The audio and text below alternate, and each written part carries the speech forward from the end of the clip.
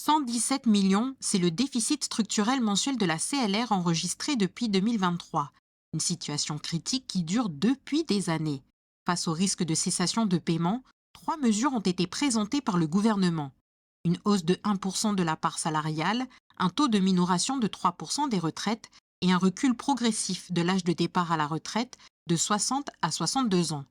Des mesures qui sont loin de faire l'unanimité chez les syndicats qui ont majoritairement voté contre. Elles sont injustes actuellement en 2024. Parce que si on avait pris les mesures qu'il fallait en 2011, nous n'en serions pas là aujourd'hui. Aujourd'hui, nous n'avons plus de réserve.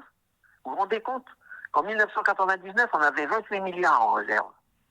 Et maintenant, on est en train de pleurer pour attendre des cotisations pour pouvoir payer les pensions. Quand on a payé les pensions, c'est-à-dire 1,8 milliard par mois, il reste 314 millions en caisse. Voilà où on en est. Tout ça parce que les élus n'ont jamais eu le courage de prendre les mesures qu'il fallait. Et pourtant, ce n'est pas les études qui ont manqué. Tous les syndicats, sauf le CKE, nous avons tous voté contre. C'est pour vous dire comme on est un peu exaspérés. Le gouvernement avait déjà enclenché des phases de sauvetage de la CLR, avec des mesures devant permettre de régler ces problèmes structurels. Mais la crise déclenchée par le 13 mai a aggravé la situation, avec de plus en plus de collectivités qui ne versent plus leurs cotisations à la caisse. On n'a pas le choix.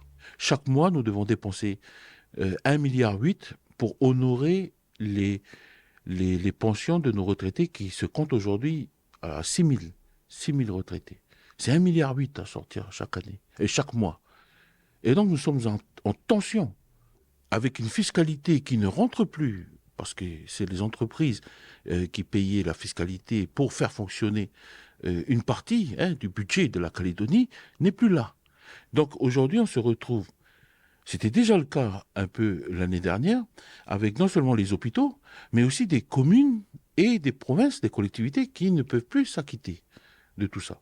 Donc le sujet aujourd'hui, c'est que les taux d'impayés augmentent. Et c'est bien un problème des finances publiques locales auquel nous avons affaire aujourd'hui. Ces mesures seront discutées demain en séance au gouvernement.